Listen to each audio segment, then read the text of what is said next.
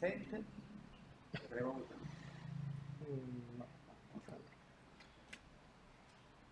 Mis hermanos, buenas tardes. Para mí es un gozo y un privilegio estar en medio de ustedes, de parte de la iglesia en Bogotá, Iglesia Bautista Reformada Palabra de Gracia, les envía un saludo. Nosotros en nuestras reuniones de oración los tenemos en nuestras oraciones a esta iglesia y la de Girardot. Para mí es un placer estar en medio de ustedes, poderlos conocer y más aún ser edificados todos por medio de la enseñanza de la Santa Palabra de Dios. Bueno, mis hermanos, entonces, sin más preámbulos, vamos a empezar, porque no es presentarme a mí, sino presentar el Evangelio a lo que vengo. Bueno, mis hermanos, entonces vamos a orar antes de empezar. Bendito Dios y Padre Celestial, una vez más, invocamos tu santo nombre en los méritos perfectos, suficientes de nuestro Salvador y Redentor Jesucristo. Gloria, honra, alabanza, honor, damos a ti, porque tú eres el único digno de recibirla, Señor. Rogamos, buen Dios, que este fin de semana, Señor, seamos todos edificados por la enseñanza de tu Santa Escritura. Te ruego, Señor, que me guíes por tu Santo Espíritu, me ayudes en mi debilidad, y a mis amados hermanos también con el entendimiento y también, Señor, con el discernimiento en tu palabra, Señor, para cotejar todo lo que se va a enseñar estos días. Que todo lo que hagamos redunde para tu gloria, buen Señor. Sé en medio nuestro, te lo rogamos en Cristo. Amén. Ya como lo dijo el pastor David, estas conferencias tienen como título La disciplina bíblica, un medio de gracia para la honra del Señor y santificación de su iglesia. Una iglesia, o más bien la iglesia del Señor, se caracteriza o es bíblica porque se ejerce disciplina. En una iglesia donde no se ejerce disciplina, tiende a desviarse, a corromperse y a apostatar. La Biblia nos indica cómo debemos actuar en cada caso en particular para ejercer disciplina. Para muchos creyentes hoy día, la palabra disciplina implica legalismo, reglas y órdenes, y por lo tanto no se sujetan. Otra parte de la cristiandad entiende esa palabra disciplina como esa libertad, o entienden más bien la gracia, en contraposición de la disciplina, como esa libertad de cualquier regla. No hay regla. Se malinterpreta por un lado el término disciplina y por el otro el término gracia, lo cual en la práctica va a desembocar en una vida poco piadosa y por ende en oposición a todo que implique disciplina o corrección. Porque sus razonamientos les lleva a distorsionar el carácter de Dios, llegando a creer que el amor de Dios pasa por alto el comportamiento pecaminoso de sus hijos.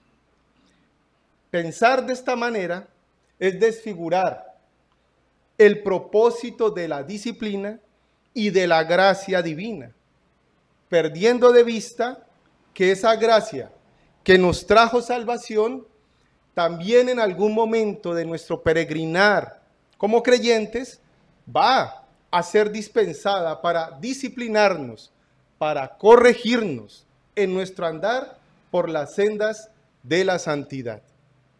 Ahora, la porción de las Escrituras que estaremos exponiendo trata de la disciplina divina, aquella que es aplicada por Dios mediante la providencia directa, sintetizando y regulando la disciplina bíblica o eclesiástica en general. Y nos ayudará a entender la naturaleza, el carácter y el propósito de la disciplina en la iglesia. Pues el fin de la disciplina eclesiástica debe ser el mismo que el de la disciplina divina aplicada providencialmente. Y quisiera, hermanos, invitarlos a que fueran a sus Biblias, a Hebreos, capítulo 12, versículos 5 al 11, que es el texto que vamos a considerar en esta tarde-noche. Hebreos, capítulo 12, versículos 5 al 11. Leo para ustedes. Y habéis ya olvidado la exhortación que como a hijos, Hebreos capítulo 12, versículos 5 al 11. ¿Sí? ¿Estamos ahí? Bueno. Y habéis ya olvidado la exhortación que como a hijos se os dirige, diciendo, Hijo mío, no menosprecies la disciplina del Señor, ni desmayes cuando eres reprendido por Él. Porque el Señor al que ama disciplina, y azota todo el que recibe por hijo. Si soportáis la disciplina, Dios os trata como a hijos. Porque ¿qué hijo es aquel a quien el Padre no disciplina? Pero si os deja sin disciplina, de la cual todos han sido participantes, entonces sois bastardos y no hijos. Por otra parte, tuvimos a nuestros padres terrenales que nos disciplinaban y los venerábamos. ¿Por qué no obedeceremos mucho mejor al Padre de los Espíritus y viviremos?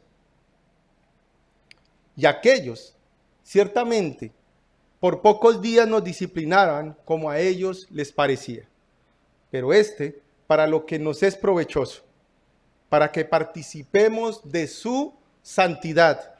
Es verdad que ninguna disciplina al presente parece ser causa de gozo, sino de tristeza, pero después da fruto apacible de justicia a los que en ella han sido ejercitados. Para los que toman nota, estaremos desarrollando esta porción de las Escrituras bajo 5 puntos. Tranquilos que van a ser breves, no me dará acá a las 10 de la noche. Voy a tratar de acabar a la hora que me dijo el pastor. En primer lugar, vamos a ver el uso del término disciplina. En primer lugar, vamos a ver el uso del término disciplina. En segundo lugar, vamos a estudiar, o vamos a ver más bien un breve análisis del contenido de cada versículo. En tercer lugar, el carácter de la disciplina divina. En cuarto lugar, la naturaleza de la disciplina divina.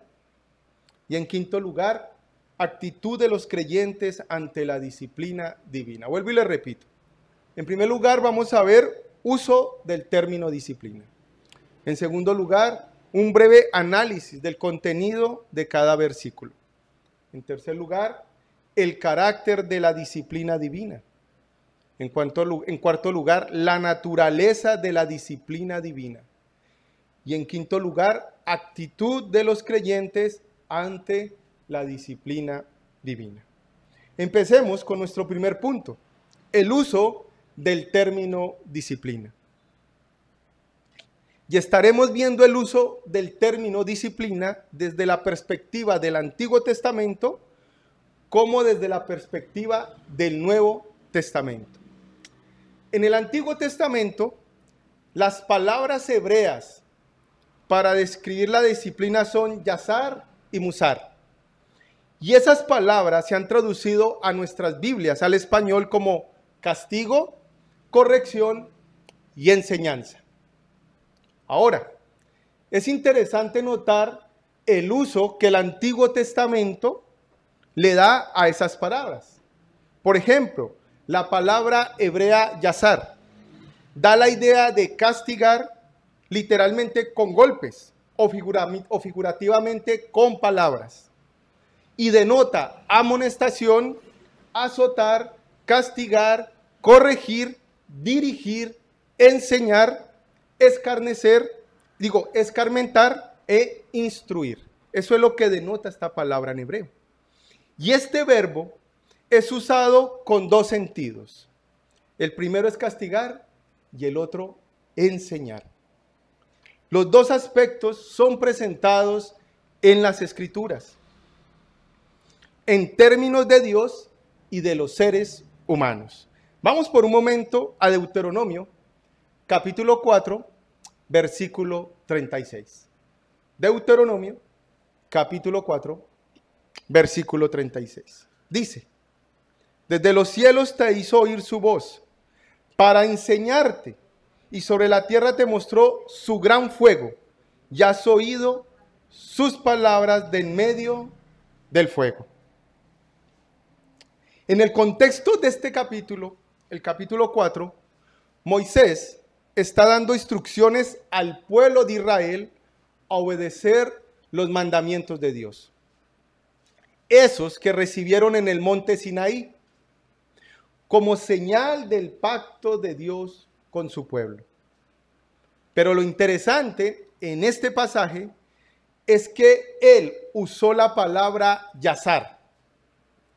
Y es de doble sentido, es decir, viene con una mezcla de castigar y enseñar. Les dejo como tarea que esta noche estudien el capítulo 4 de Deuteronomio para que vean todo su contexto, porque por tiempo no lo alcanzamos a ver. Y van a notar que allí se describe a Dios como el único todopoderoso, el único soberano, que ha dado instrucciones de santidad a su pueblo por medio de los 10 mandamientos. ¿Para qué? Para que los obedezcan, para que los obedeciera su pueblo. Pero esa enseñanza va acompañada de castigo si se apartan de la ley de Dios, indicando que Dios es la fuente suprema de la verdadera instrucción y amonestación, y que Él generalmente reprende con una finalidad instructiva. Él no reprende por reprender. Él no es como muchos padres o como nosotros, como padres de familia, que cuando vamos muchas veces a corregir a nuestros hijos, los corregimos con ira. Y por lo tanto no hay un propósito santificante en esa corrección. Con Dios no pasa de esa manera. Dios corrige con una finalidad instructiva, especialmente al pueblo de su pacto, aun cuando el proceso sea doloroso. Porque el fin último es santificar a su pueblo escogido, cuyo Dios es, como dice Isaías capítulo 6, santo, santo, santo. Ahora veamos otro pasaje del Antiguo Testamento, Proverbios, capítulo 23, versículo 12. Proverbios, capítulo 23, versículo 12. El autor de Proverbios nos dice: aplica tu corazón a la enseñanza y tus oídos a las palabras de sabiduría. Proverbios 23, 12. En este versículo, la palabra traducida enseñanza es la palabra hebrea musar. Ya vimos yazar, ahora acá es la palabra hebrea musar, que denota castigo. Y en sentido figurado denota reprensión, advertencia o instrucción. También restringir, cadena, castigo, censura, consejo, corrección, disciplina, doctrina, enseñanza, erudición. Este sustantivo masculino aplica o apunta a la instrucción, a una instrucción por medio de una disciplina, y se encuentra casi exclusivamente en la literatura poética y profética. En el libro de Proverbios, la instrucción y disciplina viene primariamente por el padre o una figura parecida, por ejemplo, un maestro. Y usualmente se comunicaba oralmente, pero también podía venir por medio de la vara. Noten en el versículo 13 del capítulo 23 del mismo proverbio lo que dice: no rehúses corregir al muchacho, porque si lo castigas con vara, no morirá.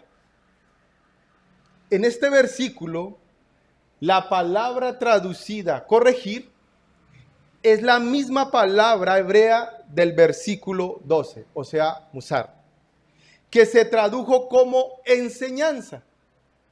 Es decir, que la palabra hebrea en este versículo es musar, y a lo que apunta es que la instrucción, sea oral o con vara, produce vida, produce sabiduría y el favor del Señor, implicando que el rechazo a la instrucción trae la muerte, pobreza y vergüenza. Ahora, fuera de Proverbios, este sustantivo siempre es asociado con Dios. Pero el punto que quiero enfatizar es que la disciplina que viene de parte de Dios no debe ser despreciada, porque es muestra inequívoca de su amor por sus hijos. Y esa es la realidad que vemos con toda claridad en el Nuevo Testamento. Y ya en el Nuevo Testamento, el mismo término aparece en su forma nominal y verbal. En Hebreos, capítulo 12, versículos 5 al 11, que es el pasaje que tenemos en estudio, ahí aparece la palabra griega paidetis, la cual denota maestro o entrenador de un niño, implicando disciplina por castigo, corrección y enseñanza. Y en la porción que tenemos en estudio, Hebreos, capítulo 12, versículos 5 al 11, se refiere a una reprensión divina, a una reprensión que viene de parte de Dios, a una disciplina ejercida por medio de aflicciones. Perdón, es que me estoy quedando un poquito como sin voz, pero por medio de aflicciones, que aunque no sea agradable, tiene como propósito confirmar al creyente como hijo de Dios, el cual muestra su amor corrigiendo o disciplinando a su pueblo para la santificación del mismo. Para eso es la disciplina, mis queridos hermanos, para santificarnos.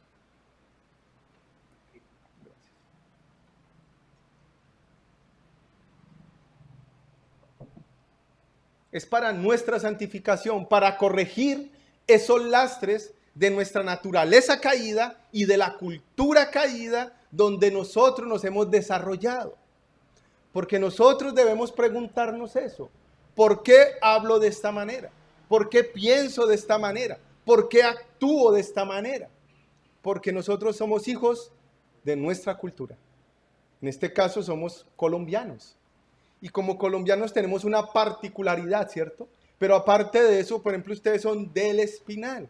Y como son del Espinal, tiene una particularidad en lo que son y en su personalidad. O yo que vengo del interior de Bogotá. Y eso nos marca. Aún cuando estamos en el cristianismo, cuando somos nuevas criaturas, esos lastres todavía quedan en nosotros. Y eso es lo que el Señor quiere ir quitando de nosotros. ¿Y cómo lo hace? Por un lado, por medio de la disciplina para santificarnos, para apartarnos de ese sistema caído que no honra al Señor y conformarnos a la imagen de Cristo, al reino de Dios y a sus directrices. Por eso la importancia de que en una iglesia se ejerza disciplina. Ahora, vamos a nuestro segundo punto. Un breve análisis del contenido de cada versículo. Vamos al versículo 5 de Hebreos 12.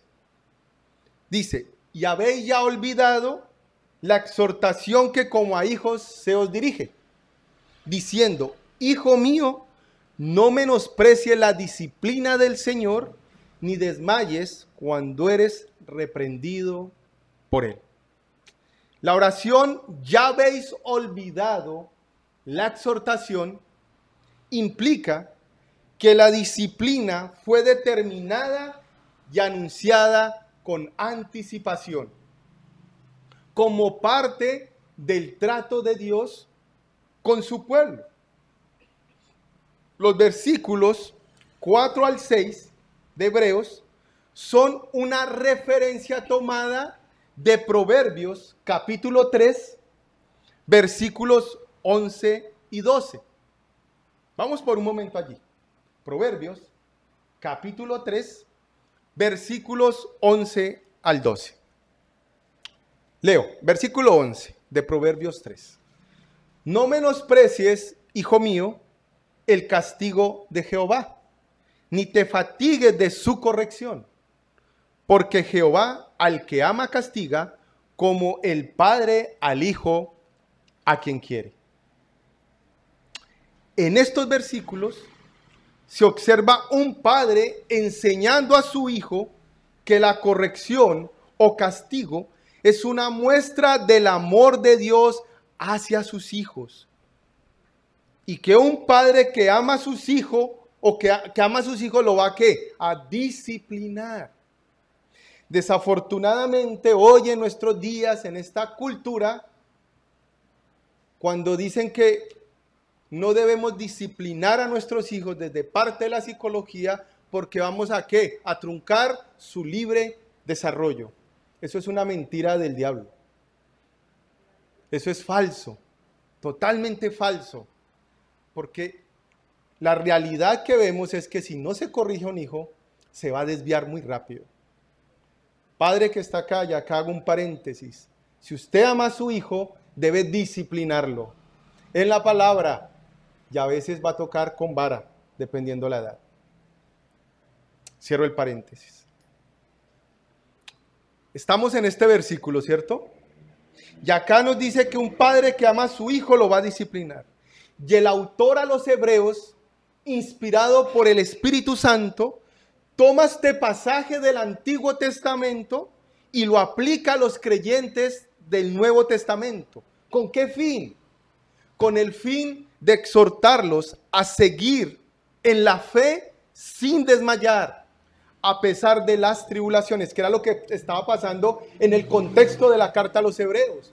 Muchos, por la persecución, estaban sucumbiendo a su fe. No se estaban congregando. Capítulo 10 de Hebreos, ¿cierto? Y dice que se animen los unos a los otros a las buenas obras. Y que animen a esos que no se congregan, que lo tienen como costumbre, a que lo hagan. Porque pronto su corazón, se va a endurecer. Y es en ese contexto que tenemos estos pasajes. Y es a eso, a exhortarlos a seguir sin desmayar a pesar de las tribulaciones, que eran el medio por el cual Dios estaba dispensando su disciplina a esos creyentes. Romanos capítulo 8, versículo 28 nos dice, todas las cosas nos ayudan a bien. Todas. Y todas, antes de eso, ¿qué dice? Persecución, muerte, ¿cierto? Todo eso nos ayudan a bien. ¿Saben por qué? Porque si perseveramos en la gracia para soportarlas, dice que eso es lo que confirma nuestra fe. Nos confirma como hijos de Dios. Eso sí. Entonces, este versículo nos enseña, en primer lugar, que la disciplina, el que estamos teniendo en estudio, el versículo 5, nos enseña en primer lugar que la disciplina corresponde a la relación natural de padre a hijo en el proceso de crianza. En segundo lugar, este versículo implica que la disciplina también corresponde al trabajo paternal de Dios con sus hijos, como medio de corrección. En tercer lugar, que la disciplina como instrumento de corrección fue determinada y anunciada con anticipación. En cuarto lugar, por las razones ya mencionadas, la disciplina es algo que los creyentes como hijos de Dios deben esperar, apreciar y no desmayar, aun cuando está siendo aplicada. En quinto lugar, este versículo también señala que el efecto natural inmediato de la disciplina produce desaliento o desánimo. En sexto lugar, que por estos efectos inmediatos, ¿cierto? Desánimo, desaliento, la tendencia natural de los hijos es a despreciar la disciplina, perdiendo de vista el propósito final. Perdemos de vista cuando no queremos o no recibimos con gozo la disciplina que viene de parte de Dios, perdemos de vista el propósito final. Pero en séptimo lugar, también implica que por causa de estos efectos inmediatos, la reacción natural ante la disciplina y el propósito santo que Dios tiene para aplicarla a sus hijos, que Él ya enseñó con anticipación y exhortó a los creyentes a no desmayar, es a rechazarla. Ese es. ¿Por qué cuando en una iglesia local se va a ejercer disciplina, muchas personas antes de ese proceso, ¿qué hacen? Salen y se van de la iglesia. Se van de la iglesia. Acuérdense cuando empezamos la introducción, porque para unos disciplina es sinónimo de legalismo, de reglas, de imposiciones, para unos. Para otros, no, estamos en el Nuevo Testamento, estamos en la gracia y entienden que la gracia es estar exento de leyes. Y eso pasa. Y nos pasa a nosotros en la práctica cuando también viene la disciplina de parte de Dios. ¿Qué hacemos? Dejamos de orar, dejamos de leer, dejamos de obedecer su palabra, dejamos de congregarnos. Esa es la realidad, mis queridos hermanos, de la cristiandad. Esa es la realidad.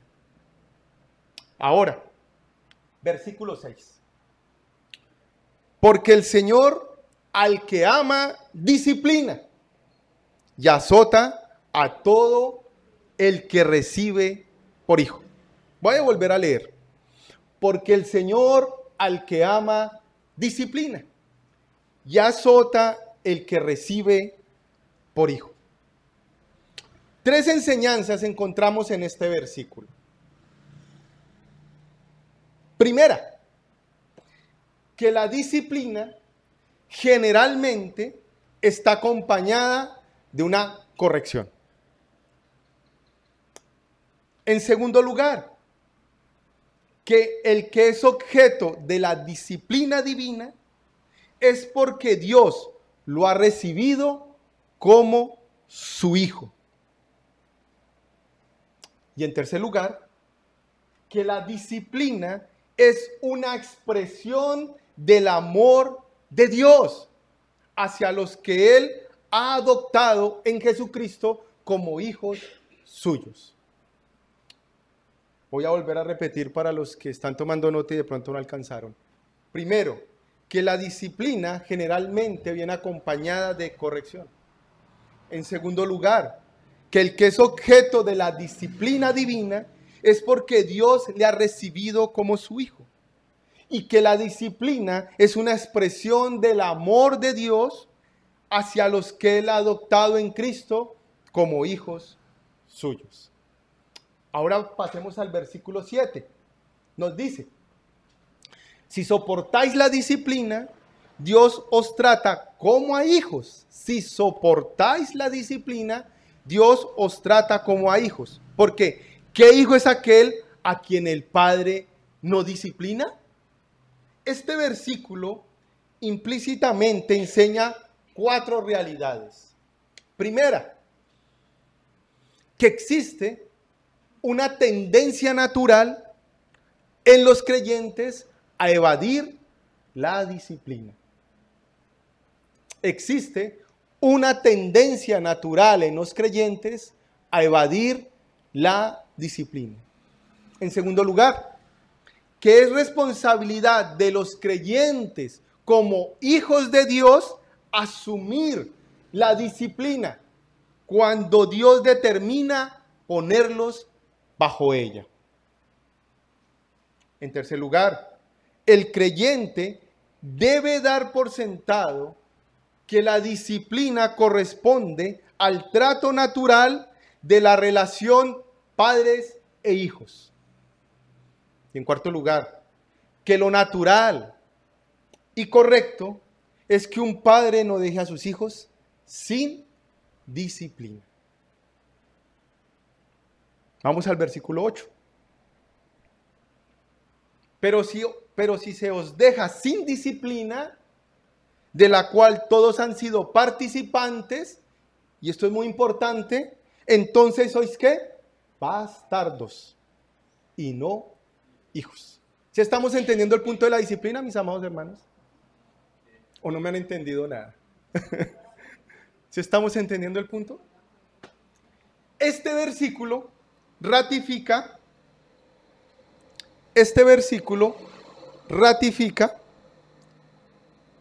tres cosas. Primero, que lo natural y corriente es que los padres disciplinen a todos sus hijos sin excepción. Aunque sabemos que esa no es la realidad, ¿no? Simplemente a la familia hay un consentido que nunca le hacen nada y es el futuro oveja negra de la familia. Pero eso es lo natural, lo corriente en los padres, que disciplinen a todos sus hijos sin excepción, y eso hace Dios, disciplina a todos sus hijos sin excepción. Segundo, que cuando un padre no disciplina a un hijo, lo está desconociendo como hijo, o sea, es un bastardo. O sea que cuando recibamos la disciplina de parte de Dios y la soportemos en su gracia, eso nos confirma como ¿qué? Como hijos de Dios. En tercer lugar, este versículo afirma que Dios disciplina a todos sus hijos y si deja a alguno sin disciplina, esto está indicando que no es hijo suyo. Que no es hijo suyo.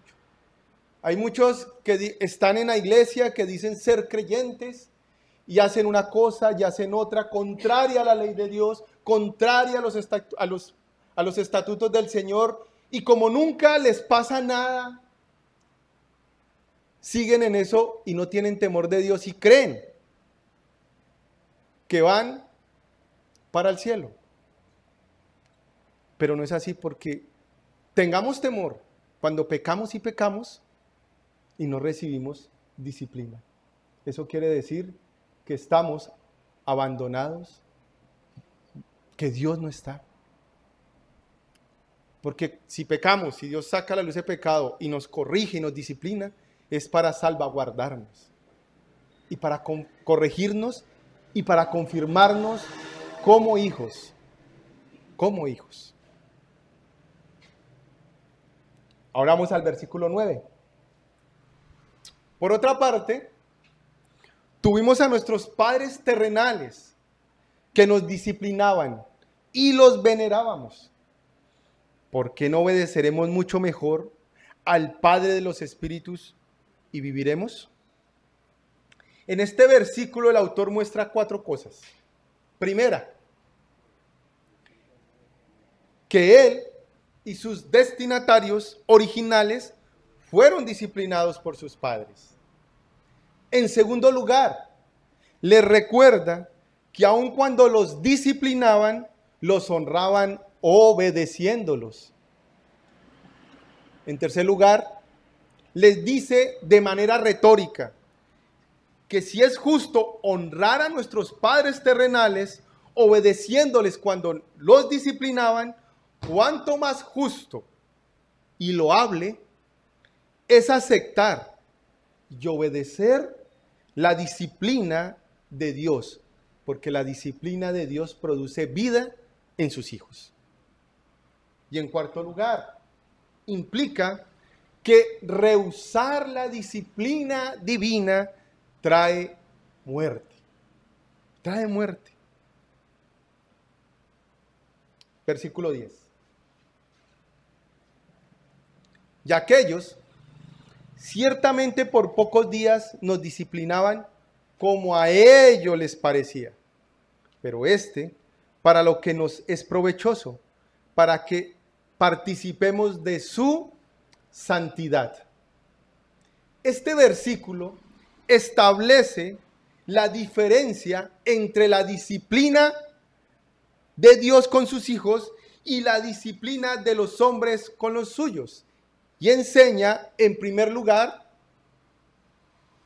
que los hombres generalmente disciplinan, a diferencia de Dios, sin un patrón, sin un objetivo definido. Y por tanto, en la mayoría de los casos, tal disciplina nos resulta provechosa. Los hombres generalmente disciplinan sin patrones y objetivos definidos. Y por lo tanto, en la mayoría de los casos, tal disciplina nos resulta provechosa. En segundo lugar, que a diferencia de los hombres, Dios disciplina sobre principios y con objetivos claramente definidos y de provecho eterno. En tercer lugar, que la disciplina determinada y dirigida por Dios tiene como propósito hacer que los creyentes participen de su santidad. ¿Sí lo notaron en el versículo, mis amados hermanos? Ahora, versículo 11. Es verdad que ninguna disciplina al presente parece ser causa de gozo, sino de tristeza. Pero después da fruto apacible de justicia a los que en ella han sido ejercitados. Y en este versículo el autor nos aclara 5 cositas. Primera, que la disciplina no produce sensación de placer en el momento que es aplicada. Segundo, que el efecto inmediato de la disciplina es dolor y tristeza. Ese es el efecto inmediato.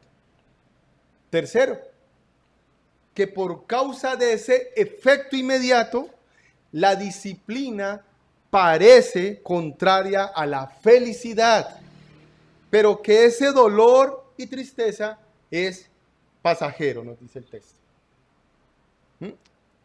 En cuarto lugar, que el resultado final es todo lo contrario al inmediato.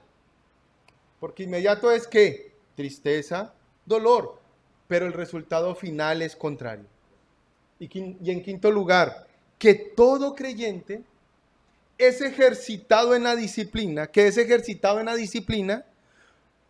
en él va a producir fruto de docilidad y de justicia. Estamos notando, mis hermanos, que el énfasis en estos versículos es mostrar que la disciplina divina está determinada con el propósito que se lleve a cabo un proceso constante para eliminar del corazón del creyente la hostilidad y la injusticia, y por ende producir en el creyente mansedumbre y justicia. Ese es el propósito de la disciplina divina, mis queridos hermanos. Ahora vamos a nuestro tercer punto: el carácter de la disciplina divina. El carácter de la disciplina divina. Y el carácter de esta disciplina se puede definir por sus efectos inmediatos y el resultado final. Y es lo que en esta porción que estamos desarrollando nos está mostrando. Entonces, en primer lugar, miremos el efecto inmediato, como nos lo muestran estos versículos. El efecto inmediato de la disciplina es ¿de qué? Desaliento, de rechazo, versículo 5, ¿cierto? Y habéis ya olvidado la exhortación que como a hijos se os dirige, ¿sí? ¿Ya veis qué? Olvidado. Hijo mío, no menosprecie la disciplina del Señor, ni desmayes cuando eres reprendido por Él. Hay que dolor y tristeza. Y en verdad, como dice el versículo 11, en que ninguna disciplina al presente parece ser ¿qué? Causa de gozo, sino de ¿qué? Tristeza.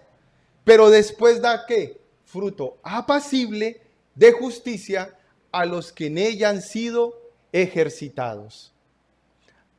A causa del dolor que produce la disciplina, en el momento que es aplicada, el efecto emocional inmediato en el creyente es de tristeza. Inmediato. Este efecto emocional produce un efecto psicológico que hace ver y pensar con lo que respecta a la disciplina como un atentado en contra de la felicidad. Y este efecto psicológico genera una reacción volitiva o de la voluntad que se manifiesta en desprecio y rechazo hacia la disciplina misma y también hacia aquel que la aplica, desencadenándose así una serie de reacciones negativas que hace necesario la exhortación del versículo 5. Ya habéis olvidado la exhortación que como a hijos se los dirige diciendo, hijo mío, no menosprecies la disciplina del Señor, ni desmayes cuando eres reprendido por Él. Pero esa es la tendencia de nosotros los creyentes, que cuando estamos siendo ejercitados en la disciplina para nuestra santificación, tendemos a alejarnos, tendemos a preguntar, ¿por qué a mí? Esa es la pregunta que hacemos. ¿Por qué? ¿Por qué? ¿Por qué? ¿No les ha pasado, mis hermanos? No es una realidad en cada uno de nosotros. Es una realidad.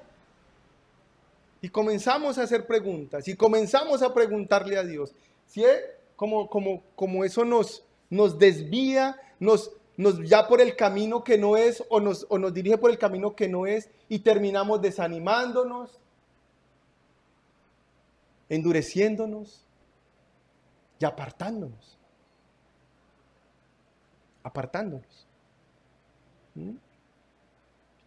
Pero hay una esperanza, mis hermanos. Hay algo que es maravilloso, que la disciplina que viene de parte de Dios en el creyente es de vida y vida en abundancia. Y ahora vamos al segundo lugar. En ese segundo lugar miremos el resultado final. Ya miramos el resultado ¿qué? Inmediato. Ahora veamos el resultado final. ¿Cuál es? Que aunque la intención inicial de la disciplina es sentir ¿qué? Dolor, tristeza, eso es. La intención final es diferente. Y según este pasaje que estamos viendo de Hebreos 12, versículos 5 al 11, la disciplina está determinada como un instrumento correctivo formativo. En el proceso de la crianza de los hijos, porque va por ahí, pero más específicamente en relación a Dios, es en un proceso de santificación continua en los creyentes. ¿Sí ven? ¿Notan el punto, mis hermanos? El resultado final es ¿qué? Nuestra santificación. ¿Y nuestra santificación qué es? Vida. ¿Qué dice la Escritura? Que sin santidad nadie verá al Señor. Nadie es nadie. Entonces, es maravilloso, debemos recibir con gozo, con humildad, cuando estamos siendo disciplinados con Dios, porque nos está ayudando en nuestra vida de santificación y nos está preparando para la gloria. ¿Sí ven, mis hermanos? nos está preparando para allá. En el propósito de Dios, o en el propósito de Dios, la disciplina está determinada o tiene como propósito eliminar del corazón de los hijos de Dios la hostilidad, la injusticia y producir en nosotros mansedumbre, justicia y santidad. Ese es el propósito. Por lo tanto, el resultado final de la disciplina divina es santificar a los creyentes. Y esa santificación consiste en conformar al creyente a la imagen del Señor Jesucristo. Y desde ese entendimiento, los creyentes debemos aceptarla con ánimo pronto y no dejarnos llevar por el desaliento que tiende a generar cuando estamos siendo ejercitados en la disciplina. Ahora es necesario advertir que el resultado final de la disciplina está sujeto a la importancia que se le dé en la exhortación del versículo 5. Ya el objetivo final de la disciplina, revelados en el versículo 10 y 11. Y aquellos, ciertamente, por pocos días nos disciplinaban, como a ellos les parecía. Pero para lo que nos es que provechoso, para que participemos de su santidad, sea Dios. Es verdad que ninguna disciplina al presente parece ser causa de gozo, sino de tristeza. Pero después da fruto apacible de justicia a los que en ella han sido ¿qué? Ejercitados. Ejercitados. Por tanto, el resultado final de la disciplina es santificarnos. Y desde ese entendimiento debemos recibirla. Debemos recibirla con gozo, mis hermanos. Mis hermanos, la exhortación tiene como propósito advertir y prevenir en contra de las reacciones naturales inmediatas de la disciplina, que es desánimo, dolor, tristeza. Y por otro lado, revelar el fin último de la disciplina para contrarrestar los efectos negativos inmediatos, conduciendo al disciplinado a una interpretación recta de su aplicación, mediante la comprensión de la intención final de la disciplina. No nos quedemos solo en el efecto inmediato. Miremos hacia qué, el efecto final. Eso es lo que debemos hacer cuando estamos siendo ejercitados en la disciplina. Y a la luz de estas dos realidades, podemos concluir que la disciplina es de carácter correctivo, formativo, doloroso sí, pero santificante y glorificante. Como les decía, sin santidad nadie verá al Señor. Por eso digo santificante y glorificante, porque nos va a llevar a la gloria. A la gloria. Pero solo se puede disfrutar del fin último de la disciplina si nos encontramos en Cristo por la fe. Si aquí hay alguien que no tenga a Cristo, que no le haya rendido su vida a Cristo, es el momento que se la rinda ahora. Porque esta disciplina de la que estoy hablando es para sus hijos, porque hay otra que es de castigo eterno. Y la misma palabra es horrenda cosa, es caer en manos de un Dios ¿qué? Vivo. Ahora vamos a nuestro cuarto punto. La naturaleza de la disciplina divina. Y la naturaleza de la disciplina divina se define por la motivación y el propósito de quien la aplica, no por sus efectos inmediatos. Los sentidos naturales tienden a distorsionar la intención de la disciplina a causa de sus efectos inmediatos. Esta es una tendencia natural en el hombre caído. Se puede ver con claridad en la Biblia y también en la historia de la humanidad. Y este es el lastre de distorsionar la bendición que conlleva la disciplina, aún está presente en los creyentes, los cuales en muchas ocasiones se rehúsan a aceptar la disciplina con gozo, aunque produzca dolor y tristeza.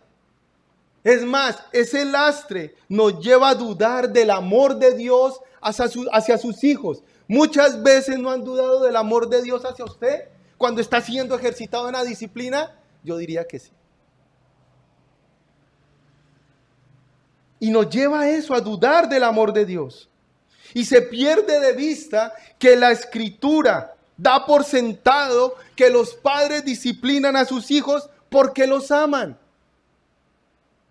Porque su intención es corregir sus malas tendencias y formar en ellos un carácter honorable. Pero es mucho más gratificante saber que la Biblia da por sentado que la motivación o intención de Dios al disciplinar a sus hijos no es otra, sino confirmarnos en la fe y mostrarnos su amor inmutable, su amor inconmovible y santificarnos, conformándonos a la imagen de su Hijo, quitando nuestra injusticia, quitando nuestra rebeldía, me emocioné, quitando nuestra altivez. Ese es el propósito, quitando nuestra soberbia y haciéndonos de sus hijos personas con mansedumbre, con humildad, obedientes, apartados para la gloria de Dios, llevando vidas santas, porque su Señor es santo, santo, santo. Mis amados hermanos, la naturaleza de la disciplina es el amor divino. Esa es la naturaleza de la disciplina, el amor divino en el cual no hay mudanza ni sombra de variación. Por esa razón, rehusar la disciplina es condenar la motivación y la intención de Dios en su sabia voluntad y amor determinado para sus hijos. En quinto lugar, y con esto termino, con nuestro quinto punto, la actitud de los creyentes ante la disciplina. Nosotros, como creyentes, debemos tener muy claro que todo rechazo a la disciplina es antinatural. Todo verdadero creyente, por la gracia de Dios en Cristo, es instruido por medio de las Santas Escrituras y la operación del Espíritu Santo en su mente y corazón, y nos capacita para aceptar o asimilar la disciplina como un glorioso medio de gracia. Ahora sí me están entendiendo el título, hermano.